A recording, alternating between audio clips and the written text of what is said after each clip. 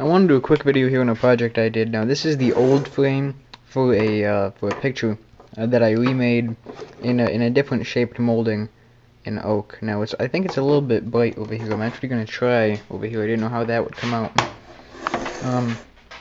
And so you can see the molding.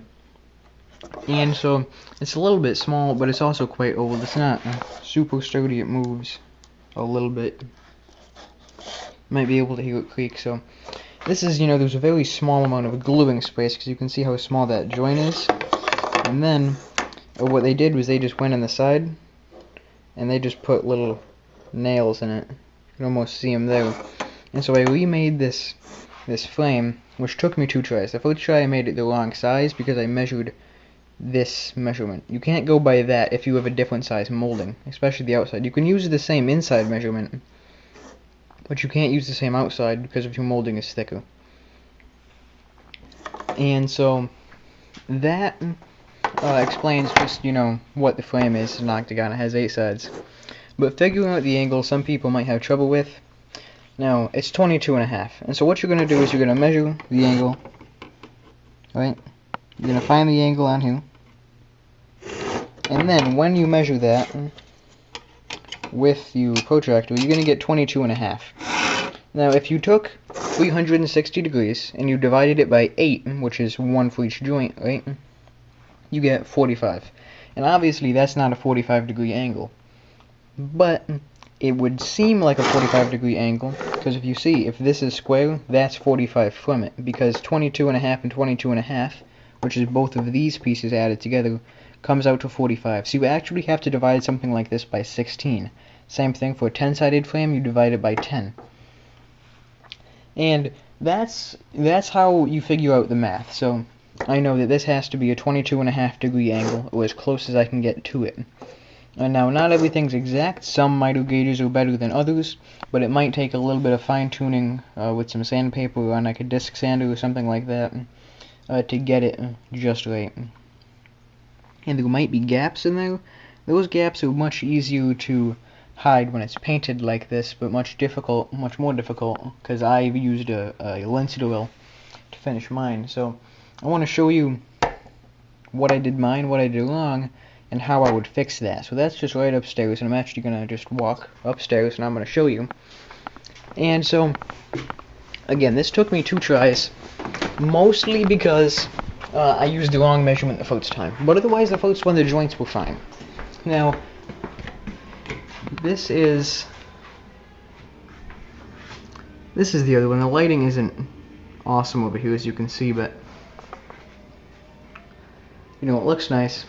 The side, you can see, has that luan behind it, and I'm going to explain this back downstairs, but basically I rabbited out the back of this, but the frame itself was just small enough that instead of the glass fitting into the rabbet, it's just outside of it.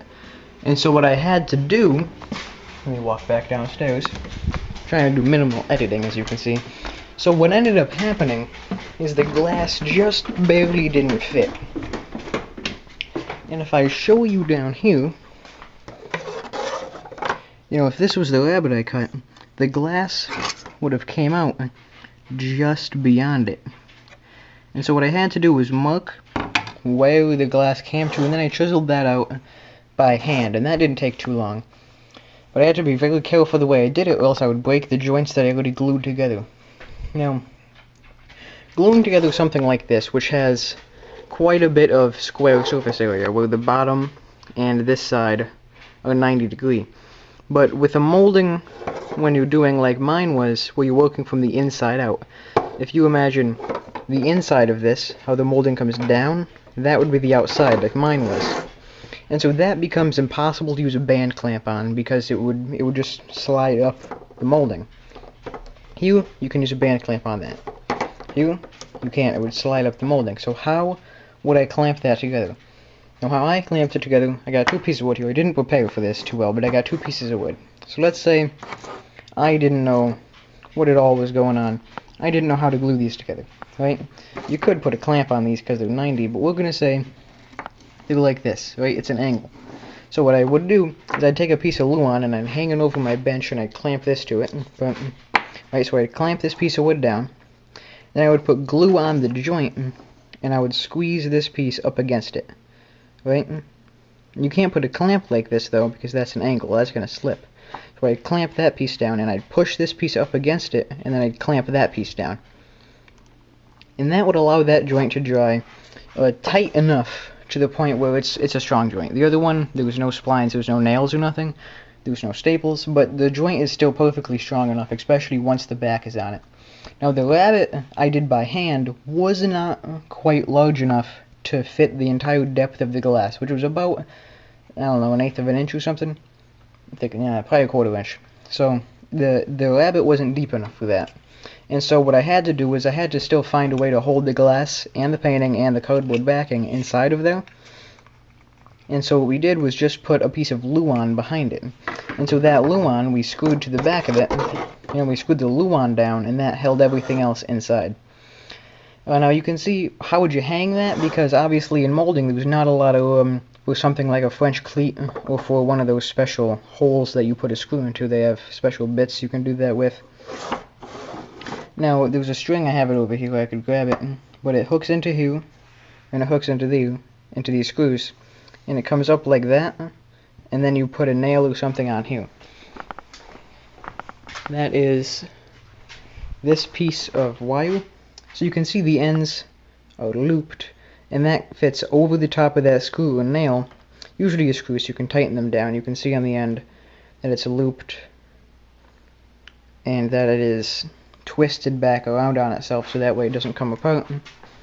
This sort of thing you would hook to one, and then you would hook to the other, and they would meet somewhere up in the top there, and then that's where you would hang it from, and it would hang down from that. And that's a pretty common way of doing that.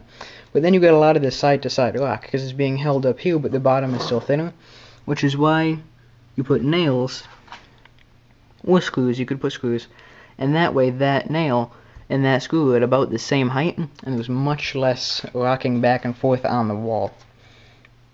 And so that's how I would glue this together. Now, if you have a router bit for the molding that you want to put on it, it's better to glue them, or make them square, glue them up with a band clamp, and then you can go back and you can route the edge, or put splines in it, or whatever you have to do, but try to keep it as square as you can, so that you can use that band clamp. And you could make a jig for clamping this. You could clamp this to a wall and have an angle over here and clamp this in. But it's a lot of work for one project. You know, if you're building 10 of these maybe, but there's not really a point. Now this is just pine, and it's an antique frame. It's 50 years old. But, you know, got it done. And this one isn't, you know, really bad. You can see there's a little bit of flex in it. There's not much glue surface, there's some nails. We just wanted to redo the frame, and so that's how I did it. How would I do it differently?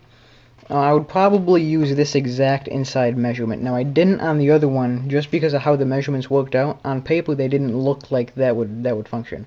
You know, so it's like this was the size of the glass, and I figured if that was the size of the glass, it would just fall right through. So that's why I didn't make that, and I made it smaller, and then I had to go back in and make a hand rabbet just with a chisel. Now I couldn't use a hammer to make that rabbet, so I just had to use I used a 1/4 inch chisel, and I just pushed on it with my hand so that I could rabbet that out, which took time. You know, it took, I don't know, like 20 minutes or something, half an hour, but I had to do it that way so it didn't break all the joints I had glued together. And, you know, and that's kind of what it comes down to, is your joints probably won't be perfect unless you have a really good miter gauge.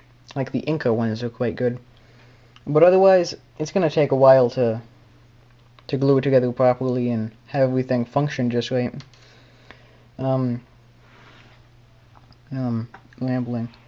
So I think that's going to be this video. Again, I just took the piece, clamped the piece down, pushed this piece into it, and then clamped it. That's how I did it without a band clamp. And I just, you know, cut them pretty close with a handsaw, cut them about to one length, so I wouldn't have to deal with this big long board. And then I marked the angle, I cut one angle, then I measured over and I cut the other angle. And they weren't all exactly the same length, they weren't all perfect. But it didn't have to be, because I was still able to put the frame together, and just a little bit of wood putty fixed all of that. Now you might have seen these, I might do in another video, dovetailing. Now, there's a lot of that on YouTube, but I could do a video of how I do it. You can see these are some dovetails I did. I did these probably a month ago. So we have obviously our through dovetail and then our half blinds over here. And I did these a while back, but I'm going to try and start doing a little bit more of these just to try and get a little bit more practice on them. You know, so that's maybe coming up. If there's anything you want to see, tell me. But that's how I did an octagonal picture frame. And, well, I'll see you in the next episode.